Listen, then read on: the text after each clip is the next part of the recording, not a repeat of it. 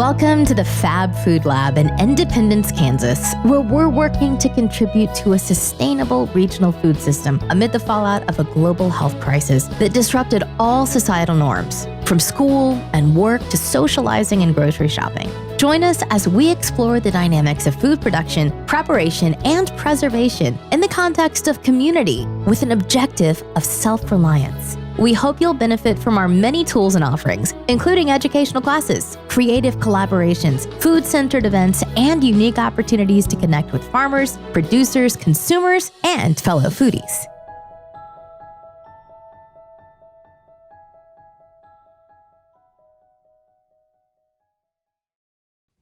Okay, welcome everyone to the class on edible landscaping, whether you're watching via Zoom or a recording. My name is Jesse Gilmore. I am the horticulture agent for Wildcat District with K-State Research and Extension. This class is being offered in collaboration with Independence Community College and the Fab Food Lab in order to get more healthy foods out to the community. I'm very excited to be talking about edible landscaping today because it's probably my favorite topic when it comes to horticulture. There's a lot of meshing of traditional ornamental landscapes and food production. As you can kind of see in the picture on the right of the opening slide, you see a lot of ornamental kale and cabbage mixed in a very aesthetically pleasing way. And this is kind of the major theme of edible landscaping. Edible landscaping is leveraging the ornamental aspects of food crops, and these can be traditional food crops you would find in your garden or more niche food crops that you might have never heard of, to serve an aesthetic benefit in the garden and landscape while producing food for the least amount of effort. And for the least amount of effort is pretty important to the kind of philosophy of edible landscaping, and I'll get a little bit more into that later. But in general, you want to reduce the effort of your landscape as much as possible to make it more likely that you successfully grow food and you interact with the food by eating it or cooking it.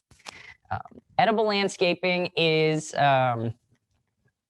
traditionally has 5 or 6 steps depending on what you decide to grow. And we're going to be talking about the first 2 steps of edible landscaping today, which is deciding on your landscape, what plants go into it and how you design it, and then the actual design work. There's also installing the plants, maintaining the plants, harvesting from the plants, and if you can't consume the plants raw, then cooking the plants. Although most of the species that I will be recommending for edible landscaping can be eaten raw. So cooking is not necessarily a given in edible landscaping. So step 1 before you do any design work or installation is to decide. And there's really 2 things you need to think, 2 steps to deciding on a design. The first is doing some internal reflection. This is about you and how you want to interact with your food plants. The first and probably the most overlooked question when it comes to edible landscaping is, what do you like eating?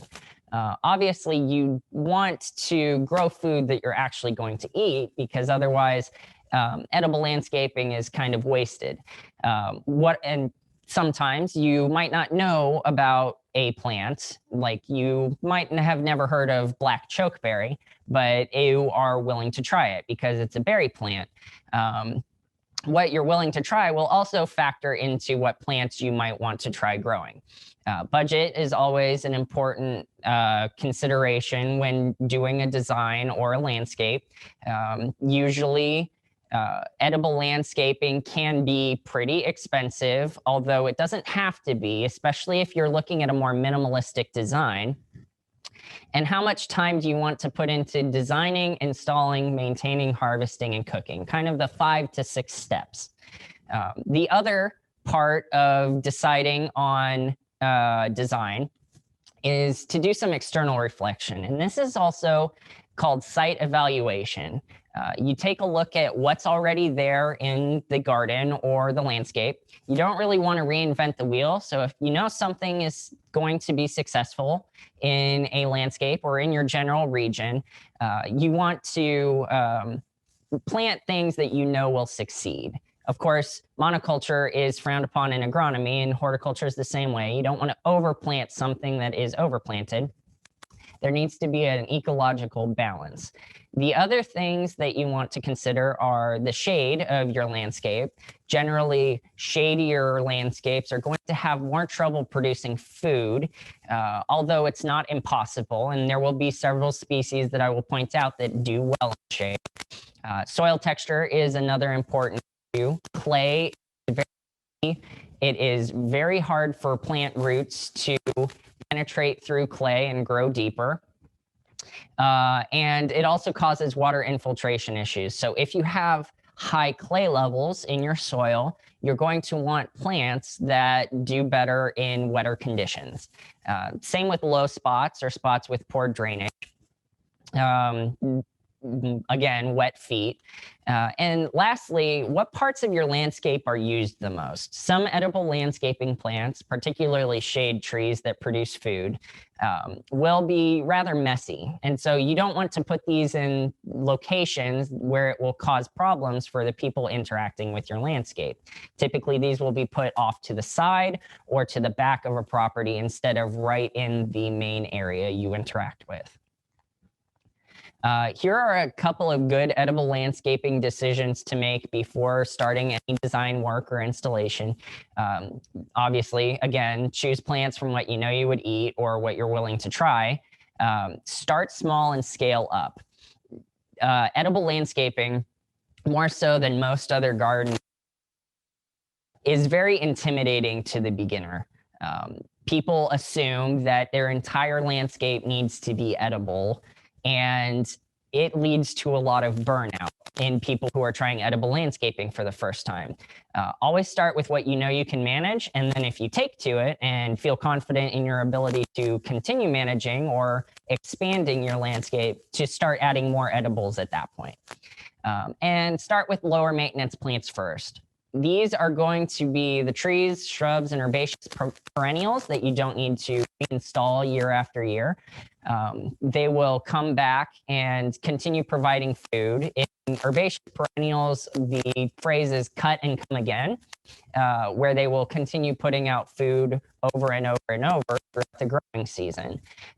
This is a much better way to avoid burnout than trying to put annuals in your edible landscape. Although annuals and perennials mixed is a good way to introduce a lot of color and visual variety to the landscape. So once you've done your deciding on your edible landscape, the next step is to design. And I need to throw out a disclaimer. You can ignore everything I'm about to say about design if you are not comfortable with doing a lot of design work and installing a complex landscape. In the picture on the right, every single one of those plants is edible, and they all have different management techniques, and they all have different growing cycles. So trying to overfill your landscape with edibles is a good way to have burnout, and the design part, more than anything else, is the part that scares people new to edible landscaping away from it. But we will be going over a couple of design elements that you can incorporate into your landscape to add a little more visual flair to the edible landscape. So these are the design elements we'll be talking about: rhythm, balance, form, lines, texture, color, and layers. So rhythm is the repetition of plants in a pattern, usually along lines like foundations or paths. Rhythm is very usually has a calming effect, whereas accent is the opposite of rhythm. Accent plants are usually planted as singles and reserved for wall corners or ends of beds where they can become the focal point of the landscape. Balance kind of plays along with rhythm. It's symmetry between two or more beds that are close to each other, and they're often incorporated into beds separated by hardscaping. So if you have a path and you have beds on either side of the path, they will usually be pretty balanced in terms of form and color. We've got a couple of pictures here to kind of illustrate the different concepts, and we'll have pictures for the rest of them too. But on the left, you can see rhythm, marigolds, boxwoods, marigolds, boxwoods, repeating down the path. And then on the right, you have balance, zinnias on both sides of the path, creating a kind of symmetrical view of that particular path. Balance and rhythm often go hand in hand with each other. The next two elements are form and lines. Lines are pretty self-explanatory. They're an arrangement of plantings that lead your eye down a particular path. They can be pretty much any shape of line that you want. Form is the shape of the plants you want to include in your landscape. They're based on the height and spread of the plants, often pairs with texture in design, which we'll get to in a second. You can see the form of different plants on the left. You've got the ornamental grasses in the background being very big and puffy, and the herbaceous perennials like salvia and what appears to be snapdragons down lower, tall and erect without taking up much horizontal space. And then with lines on the right, you can see cabbage and lettuce planted in a bed in such a way that it leads your eyes along a wavy pattern. Texture is the shape, size, and frequency of plant parts, usually branches or leaves in a design. Texture can also be added with non-plant elements like rock or mulch. And in many cases, there's no reason not to mulch. Mulch has a ton of benefits for your landscape. It will reduce the maintenance needs by basically choking out any potential weeds. It moderates soil temperature, it increases moisture retention so you won't have to water as frequently, and it serves an aesthetic benefit. Rock, a little less so. Typically, rock gardens are going to be drier. You will need to water more, but it does create a particular aesthetic if you're interested in that too. However, I would recommend mulch over rock. And then color, obviously, color is arguably the design element that people think of first when it comes to adding plants to their landscape. It's the color of included plants during different seasons. And usually this is thought of as fall, but color can also be included in flower color during the spring and in bark color. Bark color is one of the most overlooked design elements because when the shrub or tree does not have any leaves on it during the winter, it's still going to have a visual aesthetic to it. And for example, the cornflake bark of black cherries provides a kind of a texture and a color. Red twig dogwood shrubs also have a very particular color during the winter, and they stand out quite a bit amongst the snow. So you've got the texture of different ornamental grasses and herbaceous perennials on the left, and then a bunch of color on the right. And you don't need to get nearly that colorful in your landscape. A few highlights is just as effective as overwhelming someone with color. But that's a good example of the different colors you can have. Layers are a very specific design element, especially if you're interested in permaculture. There's two different types of layer design. The first is vertical, and you can kind of see that in the picture on the right. You have the rose bushes in the background, and in between the rose bushes, you have perennial hostas, which occupy a lower layer. It's the efficient vertical space in design. And usually it will be tall shrub, medium shrub, or small herbaceous perennial, and then potentially a ground cover underneath that, like strawberries. The efficient use of vertical space is a permaculture technique and is used quite frequently in food forests, which we won't be getting too deep into, but there is a strong potential for permaculture and vertical layering in edible landscaping. The other layering, and the one that's probably more relevant to our talk today, is lateral layering. This is unique to edible landscaping because it relies on the relative complexity of management. You want to put the most complex plants to manage and harvest from closest to your house. Because if you have to travel out to the back 40 to harvest a bunch of berries and do a ton of shrub pruning, it makes it less likely that your edible landscaping is going to succeed. There's an idea in edible landscaping called ambulant harvesting, where if you're passing a shrub, you just harvest a little bit off of it while you're taking a walk in the garden or in the lawn. That's a lot harder to do when the plants are farther away. For more traditional plants like apple trees, pear trees, basically the fruit trees in general, they don't need as much work. They will likely need some watering, supplemental irrigation during the summer, especially for hot, dry periods. But relative to fruit shrubs, they are going to need to be planted farther from the house, as well as plants that could end up being messier.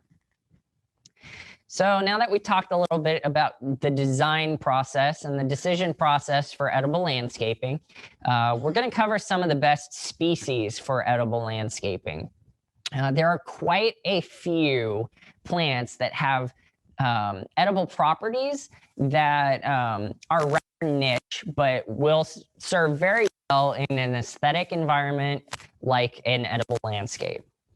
You really have 4 options when it comes to selecting plants.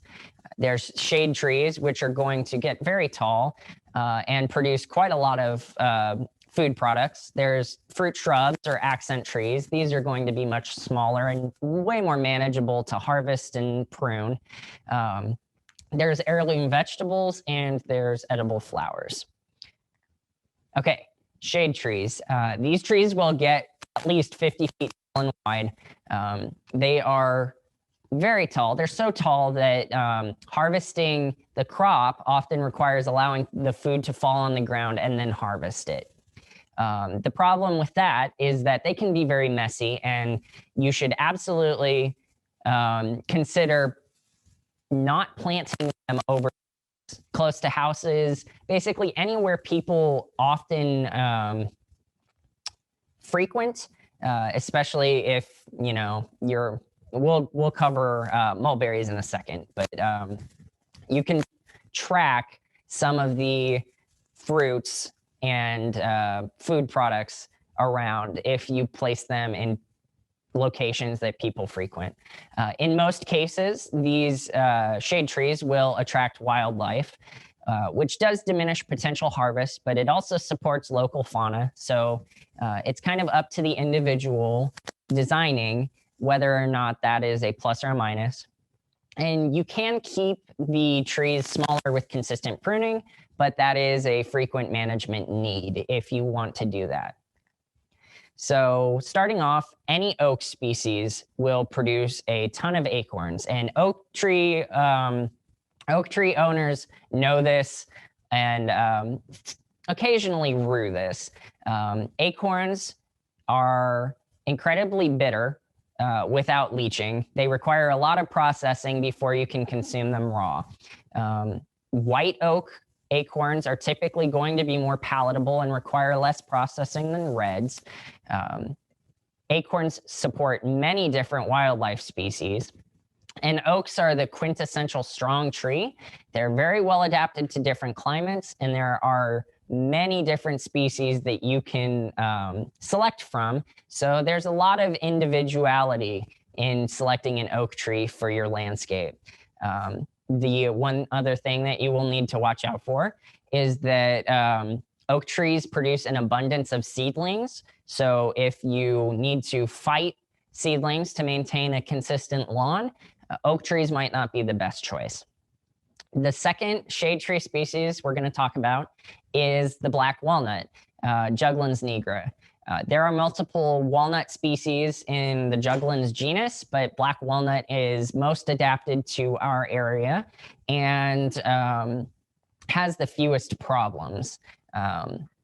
There are multiple uses of the nuts and the husks. Nuts are particularly well reviewed, I guess is the best word for it. People rave about the flavor of the nuts. The problem is that they are very hard to get to and crack. The husks, as you can see in the picture, stain very easily. That stain can be made into a dye. So if you're interested in food products that have alternate uses that aren't food, that dye and walnut wood as a whole is also a good idea to use the walnut trees for. If for some reason you install a walnut tree and decide, yep, this isn't for me. Walnut trees do exude juglone, which is a natural herbicide that the trees use to compete with nearby plants, and it is toxic to some plants. So if you are putting it close to other landscaping, that needs to be maneuvered around. And as I mentioned before, it can be messy and cause many stains. But black walnut is one of the most popular trees, especially for southeastern Kansas and western Missouri. Mulberry, Morris, there are 3 mulberry species, black, red, and white. Red is the most common for our area. It supports fauna, especially birds. This can be good, this can be bad. The birds will poop everywhere, and it will likely end up on cars. So these need to be planted far away from people. And because birds spread the seeds so frequently, seedlings end up everywhere, much like with acorns. But it is very strong, arguably stronger than oak trees. It's commonly used in windbreaks around farmland. The fruit can be hit or miss depending on, the variety that you get and local provenance, which is basically where you get the seed from. But in my experience, mulberries have been very sweet and worth the effort. If they drop on the ground and someone steps on them, you will track that juice for a while. That is one other thing to keep in mind. And lastly, we have the persimmon, specifically the American persimmon, Diospyros virginiana. This requires multiple plants to bear fruit. It is not self-fruitful like acorns or mulberries. So you will need multiple trees, and that is one thing to keep in mind if you are particularly limited on space. However, they are very prolific plants and when it comes to fruit. These trees on the right are only about 5 years old, and they're putting off about 50 pounds of fruit. They will get much, much more productive the older they get. They do get fairly tall, but harvesting persimmons is usually best done after they've fallen during a frost or a freeze. And that is because persimmons are incredibly astringent. My fruit production professor decided it would be funny to give me an unripe persimmon and see how I reacted. It tasted like I was licking felt. So they absolutely need to ripen up before you eat them. However, once they are ripe, they taste like orange marmalade and are very sweet. So this is a good tree to choose if you want a late fall or early winter fruit. It will produce much later than many of the other fruit trees. The other fruit trees, by the point that the persimmons drop, will have already been harvested and pretty much dropped their leaves for the year. So it's good. It's a good timing for a kind of an interseasonal plant. Okay, fruit shrubs and accent trees. This is the easiest and most manageable way to get edible food into your landscape. They don't get very large. They don't need a ton of management, and the management that they do get, they will respond really well to. Providing that you have selected the proper plant and if they have varieties, the proper variety of the plant, they won't outgrow the space you put them in. Occasionally, depending on the species, they will be self-fruitful, which is helpful for those with limited space. You have the widest selection of species, which includes both traditional and niche foods. I tend to lean more towards niche foods, mostly because they have much more ornamental properties than the traditional food crops like blueberry do. The drawback is that almost all fruit trees, if you're looking for specimen trees, will require multiple plants for cross-pollination. So you have to keep them fairly close together, and you need a bit of room in order to use those plants well in your landscape. accent fruit trees, starting with the traditional fruits. The fruits that I have seen have the most success in the southeastern Kansas region are pear and plum. For pear, both European and Asian, you are getting very different fruits if you're planting a European pear compared to an Asian pear. European pears are the traditional pears that you can get in the market. Asian pears have the consistency of an apple with the flavor of a pear. There are benefits and drawbacks to each. Asian pears usually are not set upon as much by disease. European pears are going to be much more common, and a lot of people know what to do with European pears in recipes, whereas Asian pears, you are pretty much relying on eating raw. Both are edible raw, though. And then plum, there are European plums, there's American plums, there's Asian plums. All of them are going to have very different maintenance. All of them are at least good in production and disease and insect resistance in our area. The third tree, and my favorite plant, arguably, is the pawpaw, Asimina triloba. It is the largest native fruit to North America, and it used to be harvested in mass, especially in the Appalachian region. Over here, they're a little bit less common, but they can produce a significant amount of fruit. They grow in understory forests, which makes it suitable for shade. If you're having problems establishing fruit trees in the shade, that is one good option. Germination and pollination are pretty tricky. If you're trying to establish pawpaw from seed, it needs a particular amount of chilling hours before the seed will germinate. Usually what's recommended for people who are trying to grow pawpaws is that they bury an entire fruit in a location that they want pawpaws to grow in late fall. And throughout the winter, it will get the chilling hours that it needs in order to germinate, and it will germinate in the spring, emerge, and you basically have a patch of pawpaws. Pollination is a little bit trickier of a proposition. Pawpaws are not pollinated by bees or wasps. They are pollinated by flies and occasionally the wind. Wind is probably going to be your best option for pollination because the flies are only attracted to the smell of dead flesh. So when it comes to commercial production, commercial producers, usually in Kentucky, have to resort to hanging chicken carcasses off of the trees in order to attract the flies that will pollinate. It is not a fun proposition to the average homeowner to have to hang dead animals in the tree in order to get fruit. So planting seeds close together and relying on wind is your best bet for getting fruit. But when it comes to producing fruit, established pawpaw trees are arguably the best in terms of just raw mass of fruit.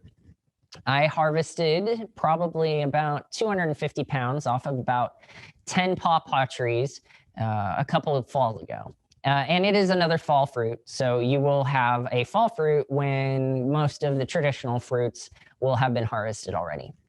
The last accent fruit tree that I wanted to talk about are the service berries.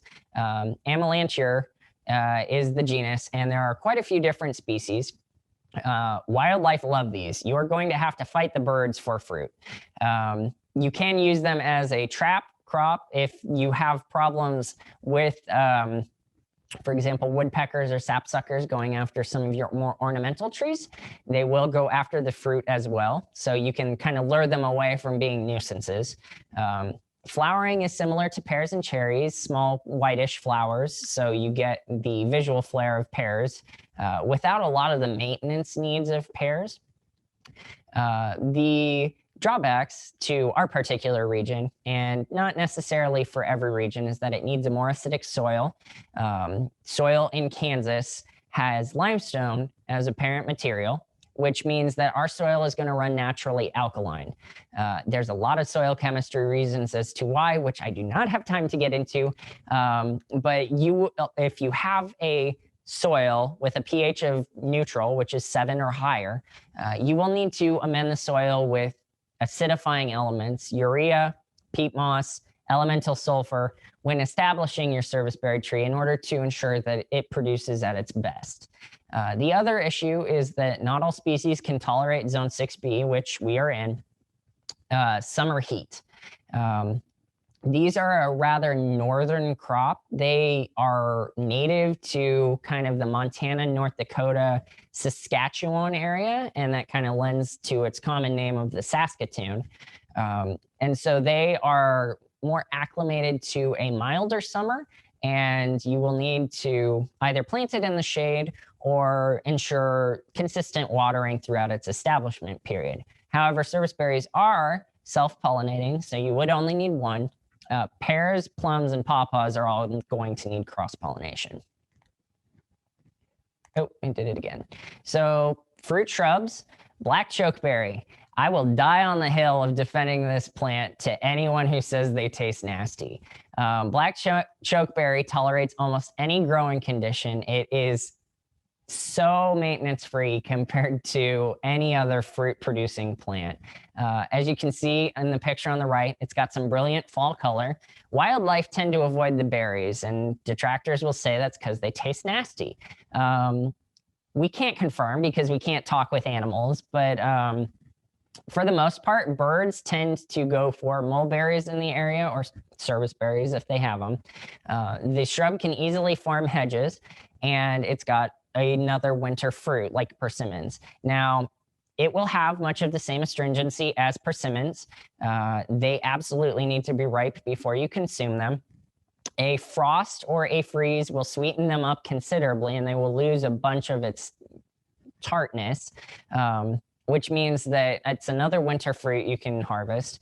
You've likely already had black chokeberry or aronia juice in some form.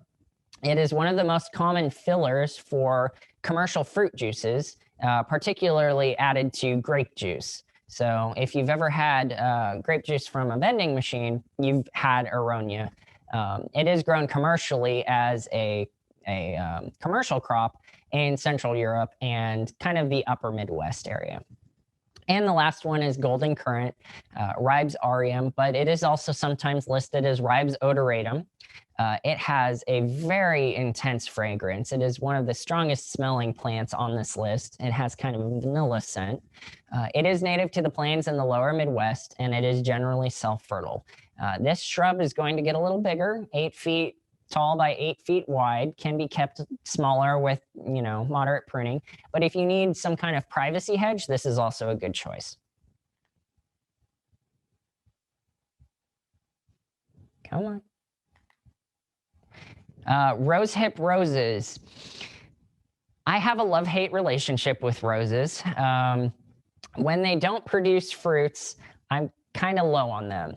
However, there are quite a few species of rose that produce rose hips. These are going to be the berries that form once the roses are pollinated. Traditionally, in non-hip forming roses, you deadhead the flowers off as soon as the petals fall. But in hip forming roses, the flower that was pollinated turns into fruit. It has very high levels of vitamin C. Everyone with an asterisk loves roses. They are, I believe, the most common ornamental garden plants in landscapes. The fruit is more often processed than eaten raw. Rosehip tea is a popular example. So if you do plant rosehip roses, keep in mind that you will need to add a little bit of extra time processing the fruit. And they're self-fruitful and obviously a good specimen plant based on how popular roses are as a whole. Usually, hip-forming roses are going to be just as, if not more, disease-resistant, which is also a big deal for southeastern Kansas, where we get a lot of heavy rains. And then the last fruit shrub I'm going to talk about right now is the honeyberry, Lonicera caerulea. It is a honeysuckle species, a bush honeysuckle. It is not nearly as invasive as ornamental honeysuckle that people seem to plant and end up all over forest floors.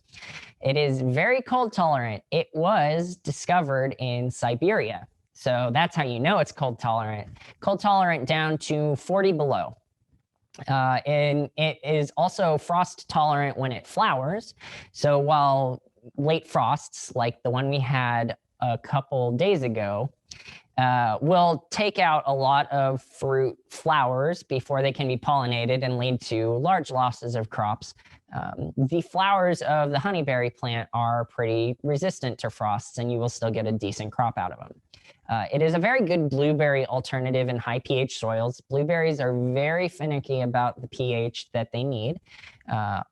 Almost always, you will need to amend the soil with the acidifiers that I mentioned previously, urea, peat moss, elemental sulfur, yearly in order to keep the pH at a level that blueberries can successfully grow in. Honeyberries do not have that requirement, so you will have less management for essentially the same blueberry taste.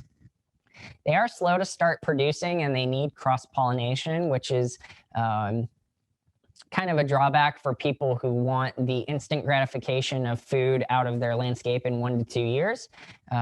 It can take 3 to 4 years for the bushes to start producing. They do stay small, so they can be used in pattern plantings along walls or edges.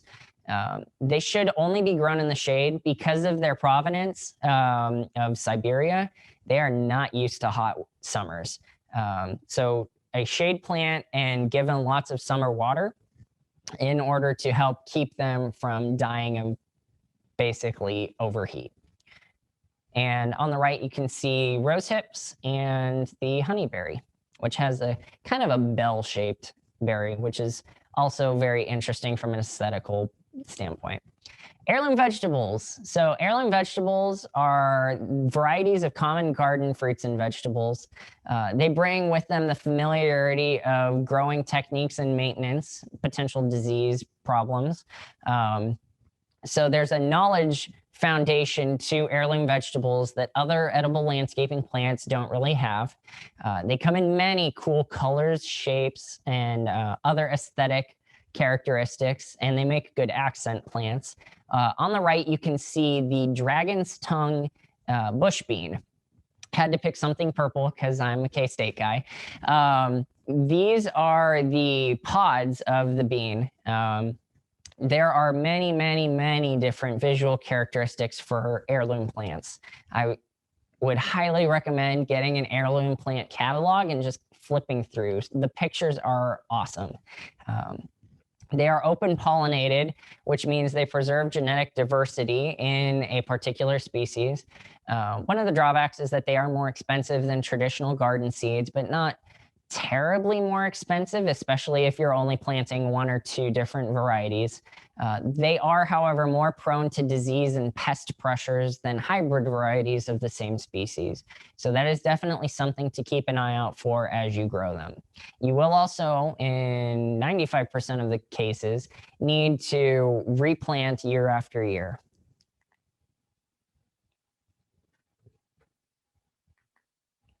Edible flowers. This is one of the, I guess, obstacles that people new to edible landscaping can't seem to get past. And I understand flowers are there to look pretty, not to taste good. Obviously, edible flowers are flowers that you can eat. It is the most obvious way to get beautiful food into your garden. However, with only one exception, they are only substantial in recipes as garnishes. We'll be talking about two species. One of them can serve as a vegetable substitute, but the other one is more of a spice than an actual substantial meal. The other problem with edible flowers is that some garden flowers are toxic, and education is needed to distinguish the edible ones from the toxic ones, especially with kids. It is very important to teach kids not to eat any flower they come across. Always be sure to properly research the edibility of your garden plants before going to eat them, and always introduce new foods to your diet slowly to see how your body reacts. Chances are that the people watching already have at least one edible flower in their garden, especially if that edible flower is the daylily, which seem to be everywhere. But it is important to make sure that your body doesn't have any adverse reactions like allergic reactions or just negative reactions in general to the plant. So 2 species of edible flowers that I really wanted to highlight because there is a very long list and I don't have the time for all of them. The first is the daylily. This is going to be any plant from the Hemerocallis genus. This is the one exception to the garnish rule. When I first tried daylilies, they were crunchy, and I was not expecting that from flower petals. They are commonly used in tempura, where the petals are fried, and occasionally the flowers are also stuffed. There are many, many different varieties and colors, so you have almost more varieties than you would want to go through in order to bring certain colors and textures to your landscape. There's over 10,000 registered varieties with the American Daylily Society. They are well adapted to almost any site, and you almost have to try to kill them. They take almost any growing condition. The tubers are also edible, so if they start getting to where they need to be divided, you can eat the tubers much in the same way as potatoes. Important to note, these are not related to normal lilies from the genus Lilium, which are poisonous. They are fairly easy to distinguish based on their foliage. The other edible flower is the nasturtium, Tropæolum majus. This is a trailing flower that can be trained up into a vine, which makes for good use of vertical space. They're a peppery flower. I was not expecting a flower to taste spicy, but nasturtiums sure did. The seeds can be pickled and used in the place of capers, so it has multiple aspects to it. If you didn't want to eat the flowers directly, you can also get some food value out of the seeds.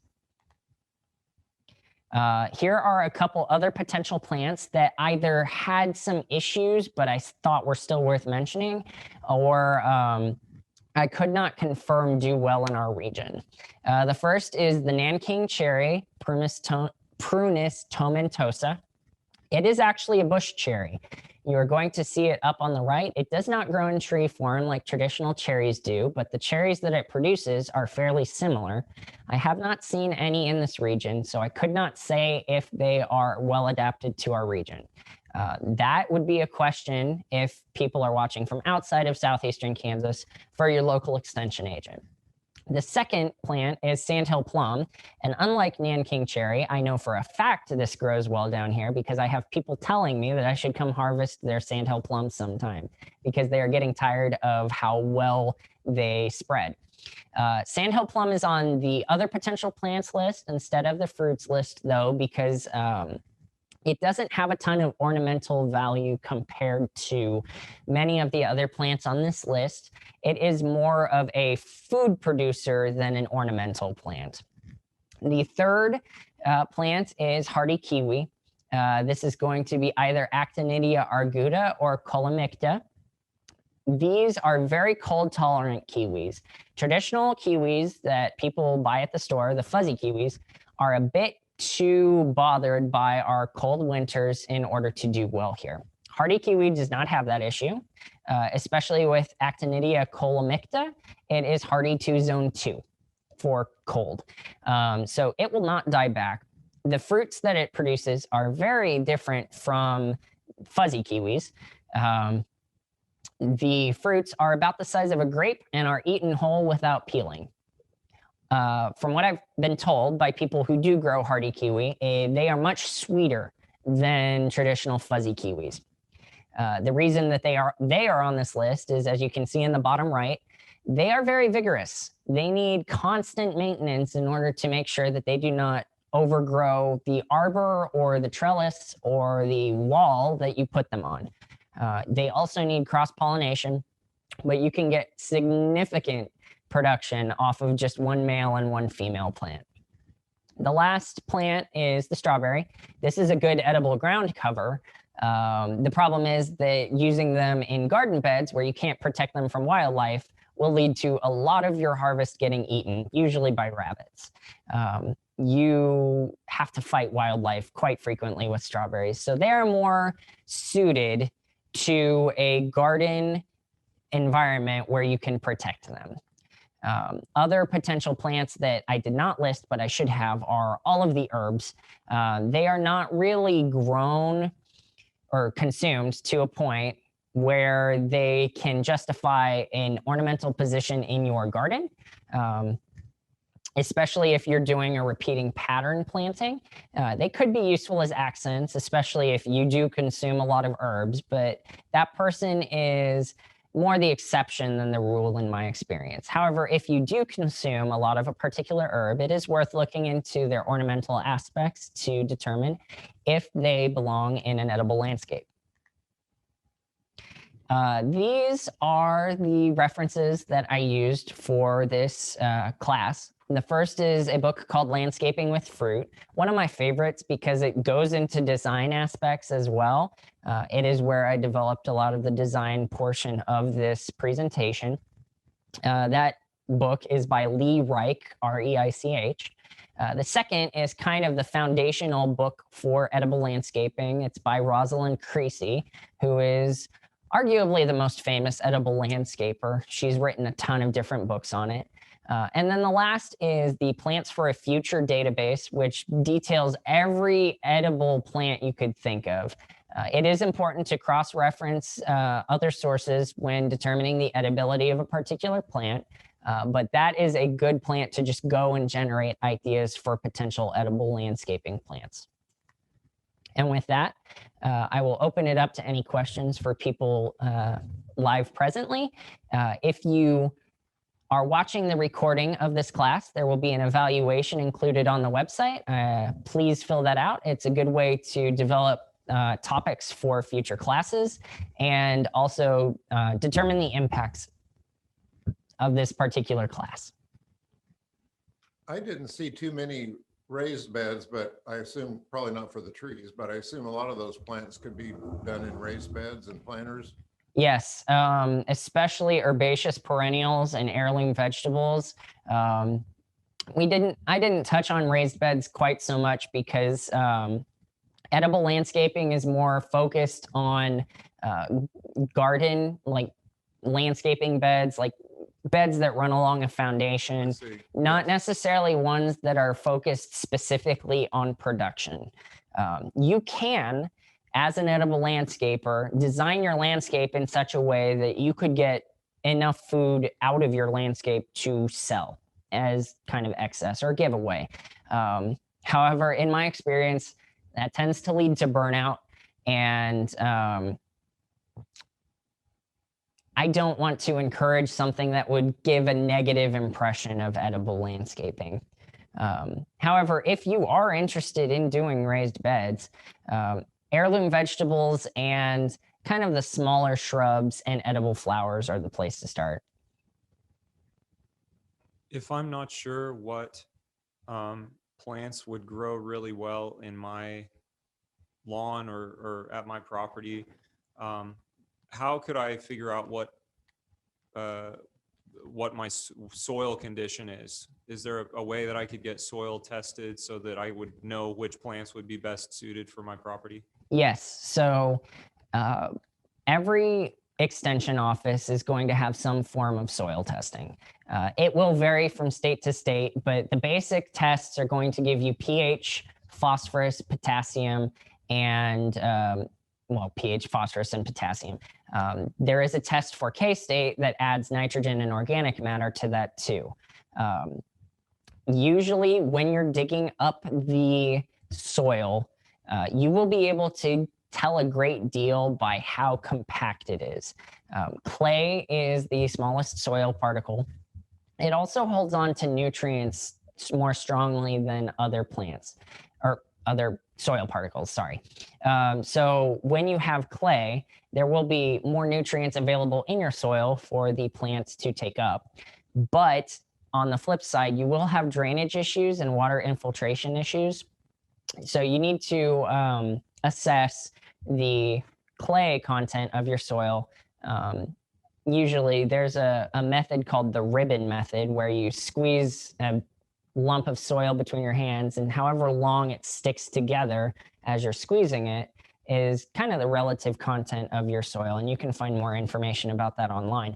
But you would bring a soil sample into your extension office. We would ship it off to the soil testing lab to determine the nutrient levels and organic matter level if you get that particular package.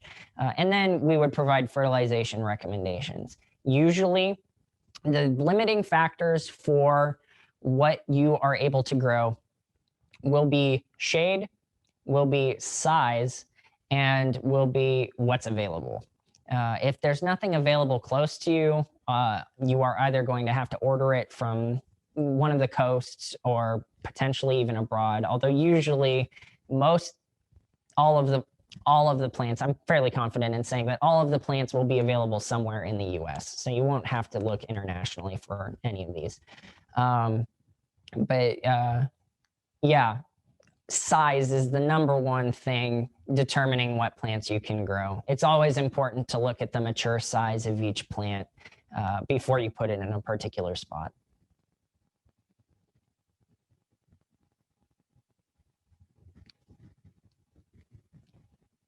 Any other questions?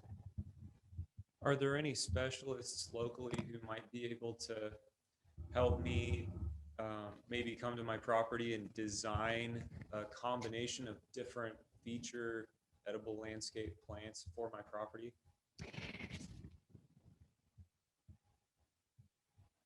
I would love to do that.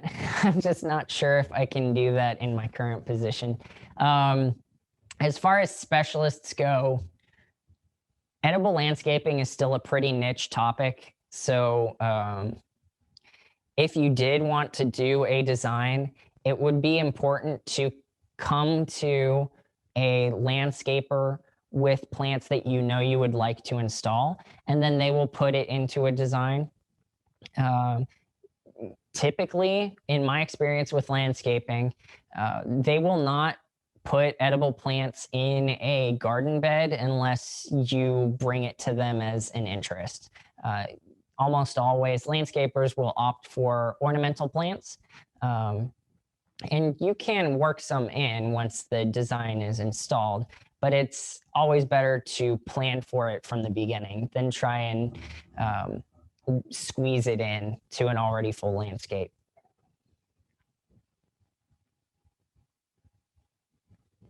Would edible landscaping be something that municipalities might use? Oh, I know for a fact that there are some municipalities that are already using it. It is growing increasingly common in parks, like public land areas. There's a website called Falling Fruit that documents all of the publicly available food plants for people to come and harvest from. And it is very important before doing that to make sure that it is legal. Check for any regulations on places that you're going to be harvesting from.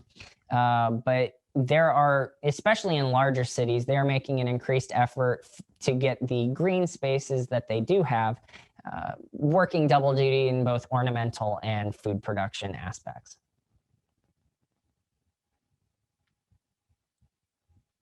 Back to the soil test, give us an idea on what the cost is to have the soil test. So the cost is going to be per sample. Usually when I recommend soil tests, I almost always recommend getting a representative soil sample and just combining it into one test. And for pH, phosphorus, and potassium, it's going to be $10 for a particular district. For that plus nitrogen and organic matter, it's going to be $15. The price can vary depending on the state and the local unit. But that is around the cost. It's not very expensive, and especially if you find that you need to fertilize, which I think nearly every soil sample I've gotten that I've needed to make recommendations for are low on at least one of the major macronutrients. It is worth it because you will notice a difference in the success of your plants.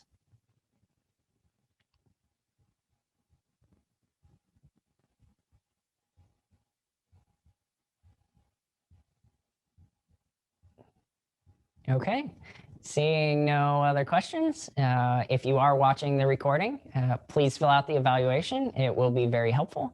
And thank you for your time. I hope that I encouraged at least a couple of you to get some edible food into your landscape.